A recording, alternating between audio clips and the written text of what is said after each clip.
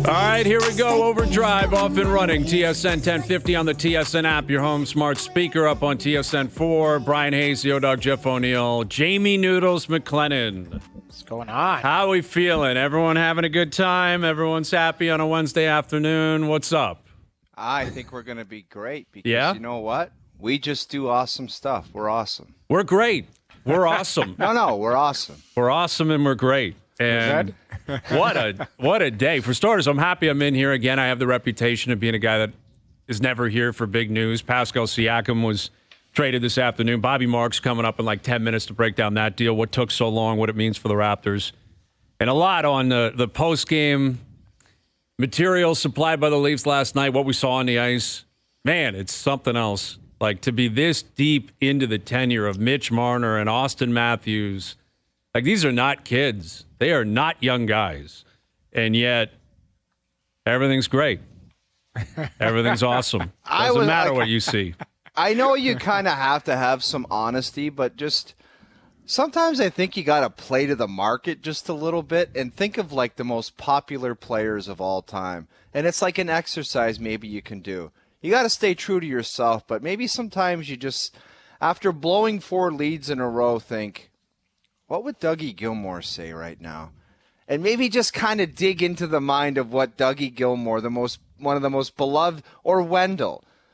Like, do you think Wendell would say, we're awesome, we played awesome, and I don't know, we just, whatever. It's just weird comments. Wow. He looked like he was 14 years old saying that comment. Yeah. And I know it's frustrating, and I think sometimes he has something in mind to say, and I think he goes off in a different direction. And he sounds silly, and he sounded silly, and he sounded really young and immature last night when he just said, we're playing awesome. You just coughed up 4 leads in a row. Yeah. Well, and the other thing in watching it too, like, he turned it on, like, we don't care what you guys are saying. We don't care. No, he what does the that all the like, time. It's like people are trying to turn us against it. It's like, what are you talking about? Just chill. Like, you know what? I thought it was a hell of a hockey game. Great game last night. Awesome. That's good hockey. You know, awesome game. Unfortunately, yes, they gave up a lead again, unable to finish it off. Yes, there's things going on there, but you're right. Like, it sounded disingenuous. I don't think he meant to be that way. He tried to come off as, we're confident, no problem, we're all good, nothing to see here. You know how we talk about Connor Hellebuck? He can allow 7, and he's just like, it felt great. Like, but Connor Hellebuck does that every night. Like, it doesn't matter win, losses. That's how he carries himself. Mitch Marner doesn't do that. He's more of an emotional guy. He knows the market. He knows what people are saying. So I agree. Noodles, nobody's out to get him. It's just like you deal with the results you deal with the results in front of you. I just think something that would sound more like a leader and more mature would be, man, we better figure out a way to start closing these things up because I've had enough of the garbage of playing well, playing in stretches, and not getting the results we want. Not we're playing awesome and, like, the media is out to turn us against each other and we know there's outside noise. There's no noise. We only deal with what's in front of us. That's it. That was an end of April, mid-May speech in January. That's usually what we get after they lose. Right? It's not my fault. We're great. It's all good. You guys are stupid if you think otherwise. See you later. So I guess from an originality standpoint, it says something that it's happening in the middle of January. And I hope they're confident. I hope behind the scenes they're confident because it is January. They're a veteran team and they're in a playoff spot. So you better have confidence. You better exude confidence. If you don't have confidence, pack your bags up and get out. Because you're not going to win here. It's going to be a death march to the end of the season. But I don't think that's going to happen, regardless of how they've been playing. But the post-game commentary from Marner in particular, who I do believe is unique. I've been saying this for years. I think we all witness it the same way. I think he's very uncomfortable with the media. I think he overthinks everything. And I think that's a part of the reason for that is because he's from here. He grew up here. He understands the magnitude of it. And he ends up saying things that are outrageous. And it's completely tone deaf last night. And it's insulting to a fan base to suggest you're playing great and you're awesome, right? There's a sense of entitlement that comes with that is completely unwarranted. And I'll say this. Vegas is in one right now. But they're dealing with injuries, and they won a cup last year. If someone came out from Vegas and said, we're great, we're awesome, leave us alone, I'd say, okay, you probably deserve that. I'll give you a hall pass. I'll give you a hall pass. The Leafs are 42 games into the season. They're blowing leads every single night. They're inconsistent. They've won one playoff round. The team hasn't won a cup in forever. The fans just want you to win. That's what they want you to do. And they know it's not going to be perfect every night. No one's expecting that. But we are witnessing breakdowns, egregious defensive breakdowns. You're blowing leads every single night. It's not going well. Don't try to pretend like it is. And you're right about playing to the market, which again is a surprise considering they've been here as long as they have been. Like Mitch is born and raised here, but Mitch has been a Leaf for 8 years. For him to think that anybody and Matthews wasn't much better. Austin's been here for 8 too, and he's cool, calm, and collected. Like, I liked our game. Come on, guys. Like, you guys have been here for a while. You know the way it works. And it was an outrageous postgame. Well, and obviously outrageous on the ice, too. They blew another 2-0 lead. That's really what matters. You want to get people off your back? Win games. Pay attention to details. Start defending. Stop blowing leads.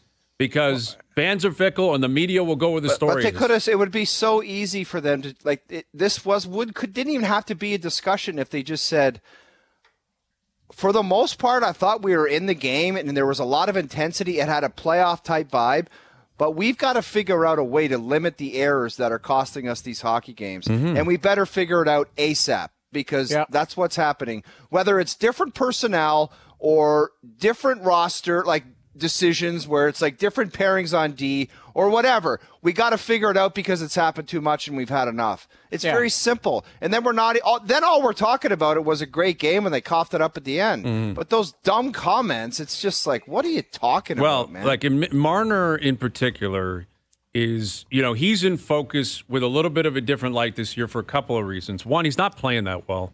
He's not. He's not having a great year. He can be a lot better, and he has to be a lot better. And now that Matthews is done, Nylander's done, people are looking at him already. Fairly or unfairly, it's like, all right, what's going to happen with Mitch as of July 1st? And again, he's born and raised here. He knows the market. He's been a Leaf for 8 years. And it's not that difficult to play to the crowd, right? To play to the mob that is Toronto, where I think he had 2 opportunities in the last 3 games. The first one was Saturday night. You go over and you hack Manson. Hack him. Punch him in the head. Do whatever you got to do. After Matthews got buried in the corner, you don't have to fight him. You're not going to fight him. He'd kill you. Everyone knows that. And Mitch Marner's not a fighter. But go over and say, I'm not accepting that, and I'm going to do something. That place would go nuts. And even if they blew the lead the way they did, the first story would be, Mitch, we saw something different out of you. Take us through your mentality. And if he sits there and goes, I'm not putting up with it anymore, we're getting hit, I don't like it, Matthews is my guy, and I snapped, people would be absolutely parading in the streets for him. And then post-game last night, there was an opportunity again for, I'm sick of it, we're going to get this together. Leafs Nation, stay with us here. I'm telling you, we're going to get this done. Instead, it was, we're great, we're awesome, how dare you challenge us? And I don't know. It's like I just can't believe no one's got to him in particular and said, we're Mitch, not challenging anything. No one's challenging anything. No, we're in our business. You're losing games. Like I said at the top, our business is to deal with what's in front of us. Right. And what's in front of us, it's been 4 blown leads where you start a period against the Colorado Avalanche. You look like you're Stanley Cup contenders. And then at the end of the game, it's 5-3. Detroit, you're up 2-0. You lose the hockey game. Same thing in Edmonton. You're up 2-0. They did have some chances to put it away. They didn't. Exactly. It's just like, like they didn't do it, and they lost the hockey game in regulation. Right. For the third straight time. Not overtime, in regulation. It's like, come on, dude. Yeah. It's like you guys aren't awful, but just say you got to figure this stuff out quickly, ASAP. We got to close things out because it's getting a little stressful atop the state. Whatever you want to say. But you don't come out and say you're playing awesome and everything's great. I don't know. Maybe he's just reflecting on what he thinks his own personal game is. Him and Matthews. Maybe he thought they were awesome last night and they did their thing. And it's TJ Brody's problem, not his. I don't know what the motivation for the comments were. But I thought they were trash. It just, sometimes it like you said, Brian, it's reading the room. Like, I think people just want honesty. Like, you know what? I would love in a candid moment him on the bus, maybe talking to a family member going, man, something like that. That's what I would like. But at the end of the day, it didn't happen. They got an opportunity to regroup and go right back at it tomorrow.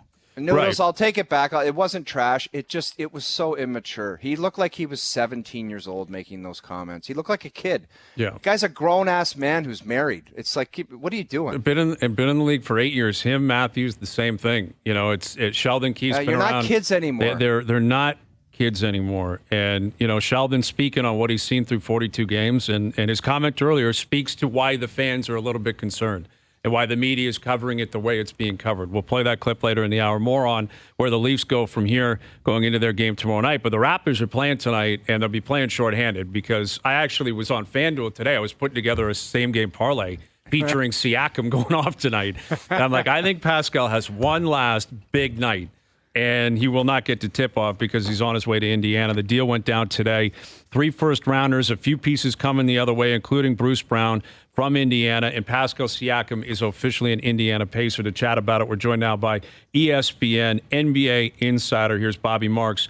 Bobby, from a Raptors perspective, what do you make of the haul they got back for Pascal Siakam? You know, I thought it was really good. I thought, you know, I would have probably downgraded it a little bit if Buddy Hield was involved and not Bruce Brown, because Hield is a free agent. Brown's got a team option, so it's one of those guys on a controllable contract. I like Bruce better than Buddy too. Yeah, I mean, listen, it's a little bit different than the OG situation where you're looking for, you know, 2 guys that can come and help you, and you parlay it into three first-round picks for a guy on an expiring contract. I mean, that's, you know, that you run into a little bit of a risk, and certainly there had been some comfort level with the Pacers to go out and give up a 2000, their own first in 24, and then probably a Thunder first in 24 also, and then a pick in 26. I thought all in all, it was a good day for Toronto because, you know, listen, after the trade, we saw a little bit of a spark as far as where this roster could be, and I still think with Quickly and RJ, and you still have Scottie, and you have the pieces around it. You know, you can build within, right? You don't have to bottom out. You've got some, buildable players around and everything, and I thought they did a good job considering, you know, the circumstances. You just mentioned Scottie, and it seems like he's kind of being handed the keys to the car here.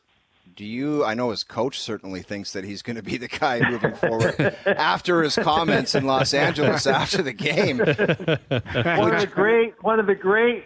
I mean, geez, yes, we love Mike it. Brown cost him $50,000. He brought out a laptop, and Darko said, you know, basically the pause between Scottie and then Barnes, and it was only 25. I mean, like, it was one of the great rants of all time. Just with Scottie, like, do you have faith that he can be that guy and kind of take the keys and run with it? Or what would you say the league-wide kind of consensus on that would be? Well, I mean, I think he's, from where he was last year, which we're like, oh, man, has he regressed? There was so much optimism coming after his rookie year. I think this is the best year he's been, this third year. And listen, the likelihood is that Scottie Barnes is going to get a 5-year, $210 million contract this offseason. We call it the fun max, right? Mm-hmm. It's like buying stock into the future because of the upside of that player, and then you can kind of build around that player there. Can he be a franchise player? It's hard to say, but it's certainly a buildable player. Another one of those guys that in between all-star type player, you can kind of start adding pieces around. Bringing quickly back is important. You still have some flexibility to do some other things, and then you have the flexibility of 3 first-round picks bringing in also. So I think he's got the potential certainly to be that franchise level player. Is he there right now? Probably not. But there's not many. There's only probably 4 or 5 of those guys out there. So with these 2 moves, I'm including Anunoby and now Siakam. I mean, it's understood they're turning a page here. The championship era is officially over. Pascal was the last piece of that outside of the front office guys. And they're not very good. Like, let's call it what it is. They're not a very good team. So I think immediately in this market, we're going to say, okay, what's next? Is Gary Trent on the block? Is Dennis Schroeder on the block? Do they possibly trade Pirtle? Which I think they might have to, but would be somewhat of an embarrassing look considering that pick is going to San Antonio unless they end up in the top 6. What do you see next year? Like, do they just keep going with this, or how would you predict the next couple of weeks? Yeah, I mean, listen, I think can you recoup? What can you get for Trent? As you said, is an expiring. Thaddeus is on an expiring. Porter's on an expiring. Schroeder's got a good contract. He's got another year left. Does he fit in with Quickly now? Now Schroeder's coming off the bench. Is he going to handle that? I mean, that's a big question there. So they can still add, some more draft equity because that pick this year goes to San Antonio. I think it's top 6 protected. Top 6 so protected, right now yes. So they would keep it. But the only thing is, like, you have to be careful with it. This is not a good draft. Mm-hmm. So eventually, I think you would be fine if it was the 10th pick in the draft going to San Antonio, because then it gives you your own next year. I know there's some protection on it next year, but it's a better draft. So does it make sense to completely bottom out? I don't know. I mean, you can do it. Utah did last year. You moved off Conley and you wrote 37 and 45 to finish the season, and you had the 9th pick in the draft there. So. But yeah, I think there's probably some more moves out there, and certainly Trent's going to be the guy. Hield might be the guy too in Indiana as far as going somewhere else. Teams like Orlando that could use some shooting. Some of these playoff teams can certainly use a shooter coming off the bench. With Bobby Marks of ESPN, Pascal Siakam traded today. He's on his way to Indiana. Already reports that he'd be interested in signing long-term with Indiana, which we didn't think was the case. The reports were that Pascal was not interested in any of that. But in the end, they trade Anunoby and Siakam. They get Quickly, they get Barrett, they get Bruce Brown, Jordan Nora, Kyra Lewis, a few first and a second. And I think what people are going to look back on is, okay, how do we respond – or how do we review them coming out of the championship era? Kawhi, they obviously wanted to keep. He left. Okay, fine. Serge, maybe they wanted to keep. He left. But Lowry left for basically nothing now that Prussia's been traded. Obviously, you've got Fred leaving for nothing and OG getting traded for what he got, Siakam getting traded for what he got. If you could take us back a couple of years, how do you think Pascal, or how do you think Masai Ujiri, Bobby Webster handled this transition from top of the mountain in 2019 to where they are today? Yeah, I mean, listen, I think COVID played a huge role in it. I mean, I don't want to blame COVID, but I mean that, coming, in that 1920 year, being in Tampa, kind of being in flux, and then basically just kind of treading water the last few years, basically being an 8 seed or a 7 seed with Nick and everything. And then you get to the realization, and it's what Golden State's going to go through right now. I mean, a little bit different because it's, they've won a bunch of championships and it's 2 years removed. I mean, retooling, rebuilding isn't pretty. It just isn't. But you have to kind of get out in front of it. You didn't get out in front of it probably with Kyle. But that was 2 or 3 years ago. And then I think Fred was a little bit different last offseason here. But you couldn't take this to the deadline because what you were being offered right now or on December 30th was probably going to be 50 cents on a dollar. And so you get out in front of it here. Now it's just a matter of what do you do in the draft? What's next? What's the next move here?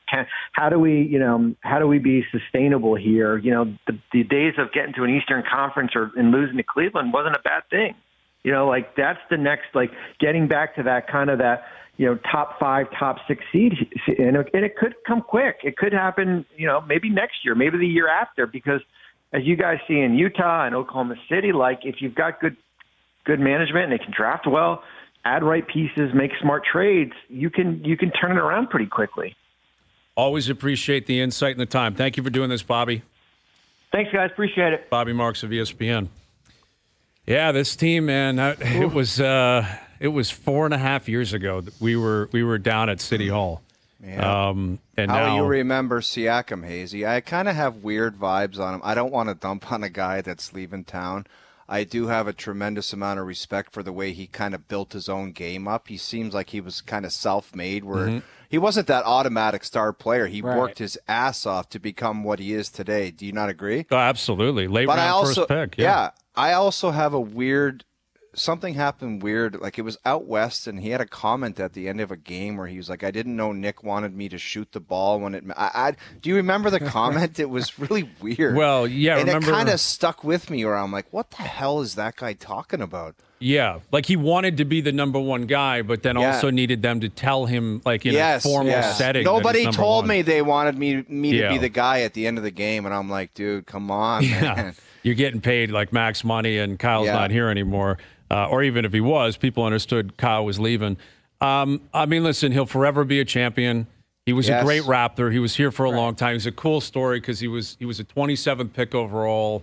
He played in the G League. He came up and was a part of the bench mob, and then he exploded in 2019 when they needed him most, right? Yeah. Like it was Kawhi and Lowry, but Siakam was huge. You go back and watch game 1 of that final. He was unbelievable, and he set the tone for that series. And he loved being here, which First class all the way, first too. class, charitable guy, gave back to the community. By all accounts, is going to stay connected to Toronto, which you love to hear. And that plays here, right? It probably plays everywhere.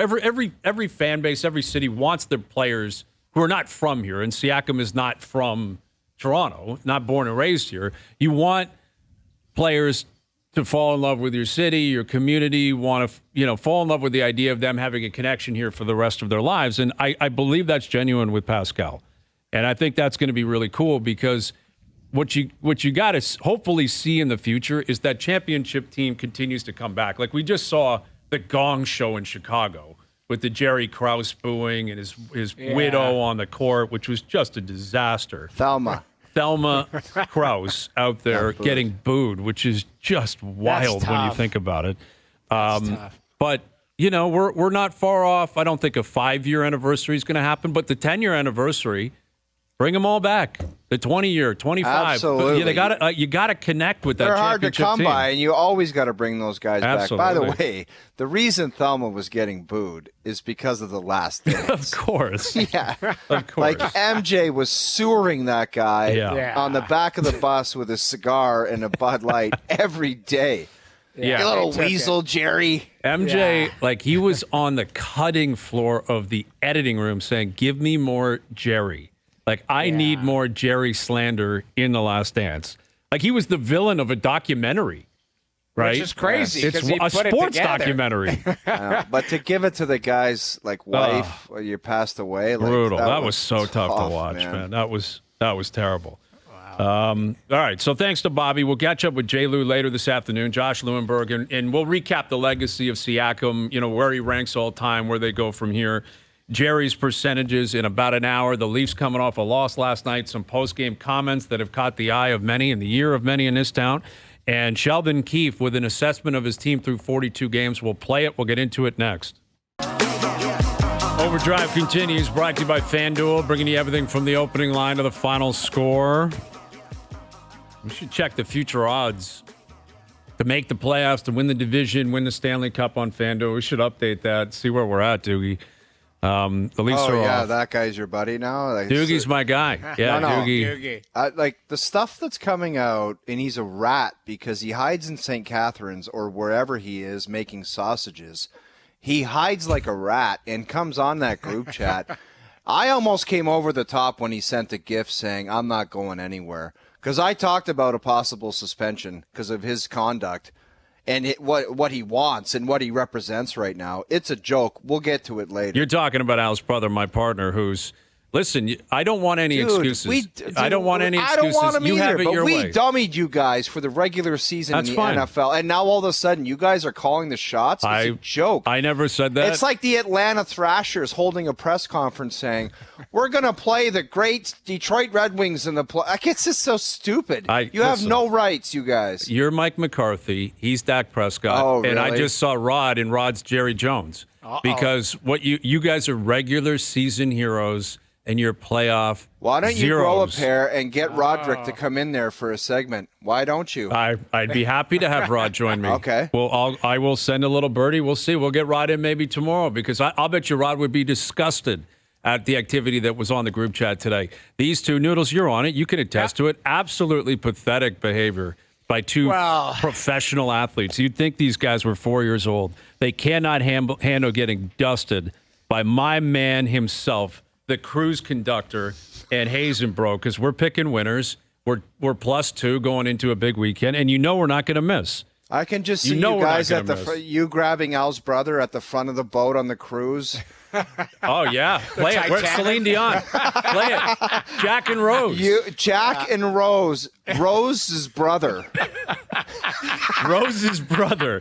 That is us. We're on we're going to dodge icebergs, man. We're going all the way to the top. You and Rose got an iceberg coming right at you. No, let's hear the coach. I don't What see does the it. coach? Do you want to hear? got for Okay, us? Sheldon Keefe. He was conducting media today because I guess they didn't skate. They had an off-ice practice. They got a lot of games coming up, right? The Leafs play Calgary tomorrow, and they've got Vancouver Saturday and Seattle on Sunday.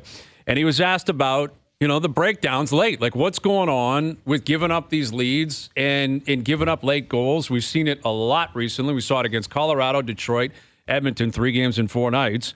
And here's what he had to say about assessing that situation through 42 games. Despite the fact we're through the halfway point of the season here now, 42 games in, I still have a lot of questions, quite honestly, about who is going to go out and we can say is for certain he is going to get the job done for us. To me, it's a little bit inconsistent throughout the group, and I would put TJ in that category. So he was asked specifically about Brody, but he went there. And like that, again, this gets back to the comments about playing great, awesome hockey team. Great, awesome hockey teams don't shift the lines every single night, right? Don't have a coach come out and say, I'm not sure who to play. Like, I don't know who I'm supposed to play if it's a tie game or a 1-goal game with 3 minutes to go. I will say this, comments. That's pretty wild comments. Comments, man. I will say this. He's basically saying, I need somebody else to play big-time minutes other than TJ Brody right now because he's playing like a 6 or 7, maybe even less than that, and I got no one else to throw out there to load heavy minutes. So it's maybe a shot at somebody saying, get me somebody else. Because when you look at it, they're trying to squeeze a lot out of what's going out there on that defensive core, guys. And that's not the coach's fault. And they're going out and they do what they do. Like a lot. Like if you look at the forward group and you just put it on paper and you look at it, you're like, that's kind of a good forward group. But like, I get it. They're choking away games. But realistically, what are you expecting from that D-core against that heater lineup when McDavid and Draisaitl and those guys get cooking? There was missed assignments, failed clears. And it's like you're looking at that saying, could you have been better? Maybe. But maybe that's what you are when you get caved in by heavy hitters out there in that league. I took that, though. Like, McDavid was punching people. Like, he played for keeps last night. Like, 97 came to play last night. Yep. He looked like he wanted to do anything he had to try to get the win. Taking hits, giving hits, taking swipes at guys, winning loose puck battles. Like, and I don't know. I took that comment. That was squarely directed at, you could talk about TJ Brody, but I thought the top players could own that too. There were guys that were quieter last night. You don't have to dominate every night, but in a game like that, that was a playoff game. Like, and to me, like, who were your best players last night? I thought Austin had a good night. I thought Mitch had a decent night. Where was 88? Was he decent? I thought he was actually pretty aggressive. He had a lot of chances. Last night. He had a breakaway. I liked his game. I didn't have an issue with Nylander. I had a 91. I'm not sure if he played. 91 had a tough night, I don't know if too. Tavares played last night. But, like, I look at it like your top players, like, to me, Sheldon's saying, like, we need – I don't know what I'm getting on a nightly basis. It may not – that might have been directed at – TJ, but it also could have been at the group. It's like, we got guys who could dominate here, and we got guys who just disappear. Right. Well, and he made sure to qualify that, hey, it's not just TJ, and it's not just the defense. Like, Brody in particular struggled. Riley really struggled defensively last night, too. Like, he was out of position multiple times. He got lucky with the Hyman offside because he's cheating. Yeah. He was cheating on the play. Yeah, but guess what? When you got a guy that's a step behind in TJ or whoever he's going out with, guess what you're doing? You're not putting out your own fires. You're trying to put out half of theirs and then your own. That's valid, but it doesn't excuse cheating at the blue line. Again, like Brody is the bigger issue. Don't get me wrong. It's a significant issue. He got burned too by Hyman. Again, it's irrelevant because the goal got called back. It didn't matter. If that goal had accounted, Hayes, TJ would have just absolutely got destroyed more than he already is. And I'll give you another one. If McDavid scored on that break in the first period where he blew through both of them, if that goes in, that's another, like, what the hell's going on with this pairing? And they were on for the winner.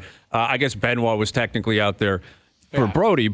And that's the end of the shift. But I take issue with also Austin Matthews, how soft he was in front of the net. He just let McDavid walk right in and McDavid's like, I'm standing right in front of the crease. And Matthews was like, all right, fine, go ahead. And then he got out of the way of the shot. He didn't even try to block the shot. He flamingoed it. Like, he moved out of the way. That's your best player. Right? Mitch Marner's on the ice, standing there watching it happen. And again, it's like 42 games. This is what we keep talking about. This is not one move away. It's not like, fine, you take Brody out and you put the best defenseman in the league in there. Put whoever you want. Put whichever defenseman you want to pick as the best defensive defenseman in the league. Okay, that takes care of one spot. But what happens with the second pairing? What happens with the third pairing? What happens with the forwards who there's can't no close sense the of game even either? talking about that, Brian, because you know what it's up against, and there's just no room for anything else. So what are we even complaining about? Well, and that's the issue here, is that, again, I don't see a quick fix. That doesn't mean they're not going to make the playoffs. It doesn't mean you don't try to bolster the lineup or help. But the idea of them between now and the end of the season looking or feeling like a juggernaut, it feels more distant at this point of the season than it has in a long time. Well, in a long time. That's fair. But that being said, to me, it's about understanding like what you have and play to your strengths, but also understand what your weaknesses are. Then you've got to find a way to cover that up. And what I mean by that is if you've got to try and win 2-1 every night, you might have to do that. And that's dedication from forwards helping the D. That's playing as 5-man units. That is not cheating for offense, not trying to stretch the play out and outscore the issue. Like, that's where you've got to identify if your defensive core is struggling, which we are seeing, and obviously there's holes there. There's no secret of that. Then, to me, I would say the 5 guys on the ice have to work together. The Nashville game, that's a prime example. The Nashville game wasn't the sexiest game, but it was a clean game, right? Like, everybody played good. It was a solid defense. They got timely goals, but it was just that effort. Like, that was a buttoned-up effort. Haven't seen that. We've seen great efforts, and then we've seen shoddy efforts. We haven't seen this 60-minute buttoned-up effort. That's what you need to get out of this. Yeah. And then you get going. But are they capable of doing that? That's the question. When you have, like, TJ Brody, he's playing against, like, the best competition every single night, and he's clearly not up for it. John Tavares is pointless in 5 games. I have not noticed him in 5 games. I can deal with the pointless. I can deal with that if I'm like, this guy's everywhere and he's bringing a lot to the table. He's tough sledding. He's really in a bad place right now. And I get that. I'm not selling him off completely. I'm not saying he won't find it again. We're in the dog days of the year. There's a lot. Anything could be going on. I'm not selling him down the river yet. But what I'm saying is, like, it's possible. It's possible John is finally getting to that point where it's like you got to transition away from him being a focal point. But they don't have the guy to replace him, right? They don't. Like, Max Domi's not that guy. Right. Tyler Bertuzzi clearly has proven he's not that guy. Matthew Nyes is a kid. He's not ready to be that guy. So, these are the issues that are just right in front of you that they're dealing with, and it's being exposed on a nightly basis. And sometimes it can be broken down to a matchup and a shift. And if you look on Saturday night, Nathan McKinnon scored the game winner. Who was on the ice? Austin Matthews. Last night, McDavid didn't score the winner, but he caused havoc to create it. Who was on the ice? Austin Matthews. That's your best player, highest paid guy in the league, and that's 2 games in 3 nights against the other 2 guys who I think are the best players in the league, and he was on for both of them. And he got both times. McKinnon got him on Saturday night. McDavid factored into getting him last night. That can't happen. Like, it's, you're the highest paid guy, you're the best player. It's going to happen sometimes. But that's twice in 3 games. The other best player in the world was on the other side of the ice, and Matthews was watching the goal go in the net. Yeah, and that sometimes you can simplify it to, man, their best just beat your best, and that's tough. That's tough to swallow. Like, that could be tough to chew on. It's fair. I mean, I laid eyes on McKinnon last night, and these guys, and even I think it was Sheldon that said the other day, these guys are working like that line that McKinnon's on.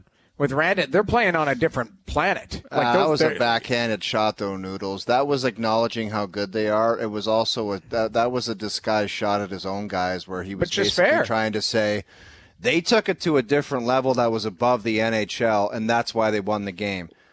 Maybe I'm the only guy that reads it like that, but to me, that was a shot of that's what their guys did. And without him, because he didn't want to create the media controversy without saying our guys didn't get to that level. But he just complimented their guys. That was a backhanded shot. It's a fair point, and that's kind of why I brought it up, is when your big boys, when they flex their muscle, that's when they should take over the game, right? Yes. And, like head-to-head, one of them's going to win on any given night. I know 2 better guys than those guys in Colorado. When they flex and turn it up, it's like nothing's stopping them. I witnessed it last night. Ottawa's up 4-2, and they decide, no, we're not, we're going to take over here. Done. Like, that's just how it is. And then the night, previous night against the Leafs, like, they flexed. They got down 3-0 and said, okay, now we're going to turn it up here. We're going to flex. Like, that's where your top players, I've said this all the time until I'm blue in the face. It's not your fourth liner that's going to dig you out. It's going to be your top players that just say, sorry, not happening on my watch tonight. Well, so I expect them to dig that out. And maybe, maybe that's where Mitch Marner's just trying to put a brave face on or fake it to make it, whatever you want.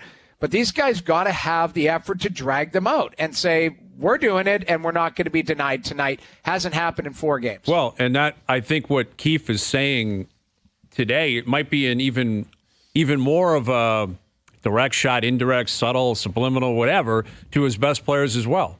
Like, as he said, I don't know who to play right now, but he said forwards and defense. Where a lot of coaches are like, if I have a lead or it's a tight game, I got to put my best players on the ice. Yeah. Like, but clearly guys, they're I going just to play. want to point out one thing. Last night they had the lead, and if TJ Brody doesn't show up, who's the right-handed shot that scored the game tire? Bouchard? No, No. It was in front of the net. I'm just saying, when Brody doesn't show any urgency and he doesn't get back to the front of the net, it's like, it's tough to Ryan. Derek Ryan. Sorry. Derek Ryan. Yeah. Derek Yeah. Ryan scored that goal. Like, watch Brody try. Like, this is desperation time. You got to get back. And he's just like, nah, hey. Soft. Very Yeah, soft. so it's like to include the whole team saying that, like, that's what's special about playing in those games. Like, the recognition of every time you step on the ice, you can impact the game in a positive manner, Yep. and in that case, a negative manner. So if you just want to fall asleep and say, I'll lazy my ass to the front of the net, it ends up in the back of the net. It's like, that's why you need everybody on board. So to have the whole team in this thing where there are a bunch of chokers, it's like, that was on that guy. Yeah. That was on TJ Brody. You're and right. on the winning goal, you had 2 of your defensemen on the same side standing beside the net with Austin Outrageous. Matthews. Yeah, that was outrageous. It's like, so to say the whole night was a complete joke, and I'm not going Mitch Marner far where it's like, we're awesome.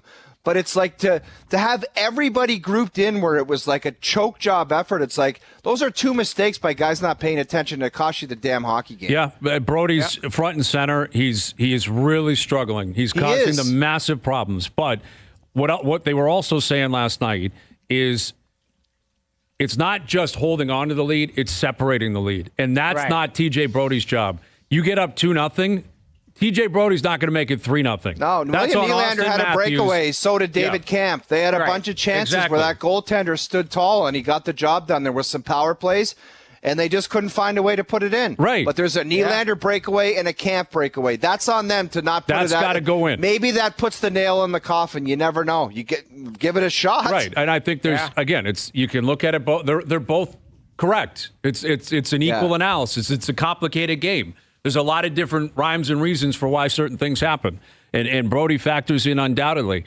But they're up 2-0, and John Tavares getting paid a lot of money. Make it 3. Didn't happen. Again, I thought Willie was good last night. I thought he was aggressive. I thought he was on it, but didn't go in. And it's like, Willie, now he's pointless in 3 or 4 games? 3. Tough timing. Tough timing. It is tough Gotta timing. get cooking but here. That's what I'm saying. Like, you've got to be difference makers. And I agree. Like, I didn't dislike his game. I'm just saying, like, you've got to finish that off. 2 weeks ago, that goes bar down and in. Like, everything he touched was going in the net, and it's tough timing for him. But let's see if they can dig out. Every team in the league outside of Winnipeg and Vancouver has had some form of a weird stretch. And going through it, like, Colorado's had it. Vegas has had it. Mm-hmm. Edmonton obviously had the terrible start. Outside, Vancouver's lost 2 in a row twice this year. That's it. And Winnipeg, which is wild. It's wild. And Winnipeg's lost 3 in a row once, and outside of that, a one-off here and there. Everybody else has had some form of weird stretch. My question is, who's digging them out, and how quickly can they get out of it? And is change coming around the corner? If they lose to Calgary tomorrow and then you're into Vancouver on Saturday, like, what's around the corner? Well, because I guarantee you there's lots of talk, right? That's a legitimate question, because you got to ask yourself how far you're willing to go, right? Like, if and this is where change can happen, because people within the organization who have been very patient. The guy at the top, Brendan Shanahan, has been very patient, right? He's committed to the plan. He's committed to the core. It's season 8. It's almost like a Marvel movie. Like, all right, we're getting another one of these. All right, let's see what happens here. Star Wars, the 8th version. Okay, all right, I guess we'll check it out. But it's the core 4. It's Riley, it's Brody, it's Keefe, it's Shanahan. It's and you know what they're risking here that I thought of this morning is they're risking poking a bear that's been hibernating in this fan base for a while, because there's a large portion of the fan base that says, "Wake me up in April." That's presuming they get there. You wake that crowd up, and you start telling them they might not get to April. You're going to have a completely different tone on your hand, because there's a hornet's nest. That's a hornet's nest. Like, there's a grizzly bear that's hibernating, saying, "I'm not doing 82. Yes. Wake me up when they play Tampa or Florida or whatever." If you start poking at that cave and you say, "Hey, they're losing, they might not make it," that grizzly's coming out and he's roaring. He smells Al's brothers and his dad's sausages. Yes, and he's starving. He's starving. And he wants charcuterie. Yes, he is going to St. Catharines before Toronto. And I hope it doesn't get to that point. And again, I'm not there yet. I still believe they're going to make the playoffs. They're still in a position where they should be quietly confident. They're a veteran team. It's January. They have 40 games left. There's ups and downs. It happens. But it's not far off from, wow, what's happening here? And the debate, man, there's a new president and CEO coming in. What's he going to think about this? There's stuff hanging over the franchise, the organization, MLSE in general, that they're not there yet, but they might be 2 weeks away from sparking stuff that they haven't had to deal with during the regular season in a long time. Right. And I desperately hope, for their sake, for the fan base's sake, it doesn't get to that. Win tomorrow night, win on the weekend, take one off Winnipeg, and move on. And then we start talking about where they take it from here. But I had somebody ask me about the underpants meter. Oof. Where are we at? Well, who do you think? What number?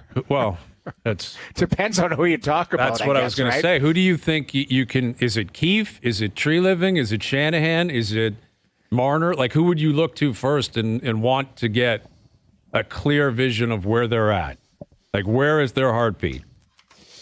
Well, as far as black bean soup or their heart? Well, fine, black bean soup. I think it's just a tablespoon right now. It's not a full shorting. It's a tablespoon. A tablespoon across the board of black bean soup for Where everybody? are you? Are you a full bowl? I think it depends on who we're talking about. A ladle? Yeah, just maybe a ladle. A ladle is more than a teaspoon. A ladle. Yeah, put me down for a ladle. Isn't that what it's called? Yeah, it's like a serving bowl. Yeah, it's a ladle of black bean soup. Scoop it in there. Yeah. So Okay. it depends. Like take a ladle. Obviously, Trees. I guarantee you, he's trying to do stuff. It's just you're trying to figure it out, right? Like, he's got to assess the team. He's though, been around the game. He's been around the game a long time. I'm sure he's seen enough after 20 games where he knows what the hell's up with these guys. Yeah. If he's still trying to figure out who's who, I don't think so. He's smarter than that. Everyone is. Yeah. It's just what the hell can they do? Well, listen, his signing of Martin Jones has been a grand slam, and he was great last night. And that's another thing. Like, I've heard this idea that, well, wait until they get their starter back. Jones has been not the problem. Not the problem. Like, No. a healthy Wall or a healthy Samsonov wasn't playing better than Jones the last month and a half. He's at a .930 save percentage.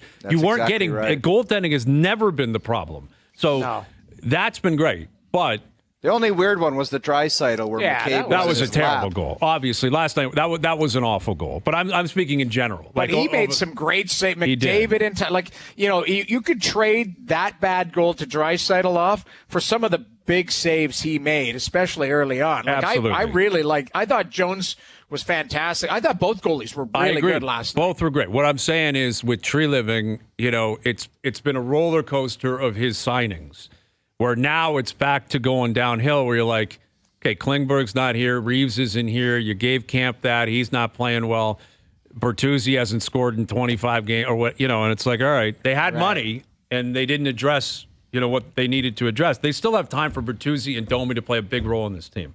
And I don't think those guys have been awful, don't get me wrong. And I like those signings when they happen. I'm not changing my opinion on it, but it hasn't been a grand slam, right? Trey Living's first offseason has not been A+ through 42 games. So he needs some of his guys to pick up. Shanahan needs some of his core pieces to pick up. And, Keefe's got to cross the right T's and dot the right I's. But they got 40 games still to figure that out. It's a long season.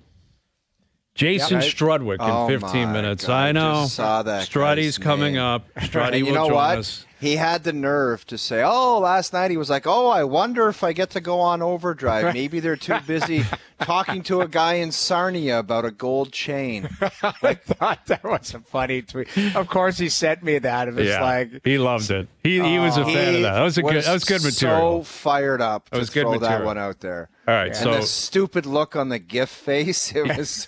Struddy in 15. He'll be absolutely dancing, man. The Oilers, they look good. 11 in a row. What more can you say? Winnipeg again last night. Kyle Connor scores in his return. Crazy. Yeah. So that more still to come. Jerry's percentages at 5:30. Back into the Pascal Siakam deal as well. Raptors Heat tonight. OverDrive continues. TSN 1050 and on the TSN app. All right, Struddy's coming up. He'll join us in about 10 minutes. Oilers have won 11 in a row. Winnipeg won again last night. Leafs are in Calgary tomorrow. And Jerry's percentages at 5:30. I'm sure Jerry will have many takes on the Leafs, the Raptors, Pascal Siakam getting dealt. The end of an era. You got Kyle Lowry in town tonight and then DeMar in town tomorrow. Kind of interesting that those all overlap because it's a whole new era here in Toronto. That is for sure on the Raptors side of things. Are you seeing like mega losing coming up for like a year and a half? I'm fearful that that's the case. Yeah. I mean, they're very young. They're inexperienced. They don't have a ton of talent.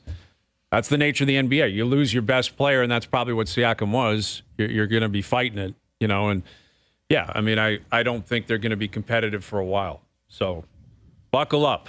Be prepared. How would you grade the timing? I think he waited too long. Yeah, personally. exactly. I give it C+, barely. Felt inevitable it was going to happen.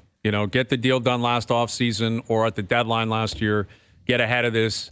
Don't bring in Pirtle. I mean, there's a lot of things I think you can look back and wish they didn't do. More on that into the next hour. OverDrive continues. TSN 1050 and on the TSN app.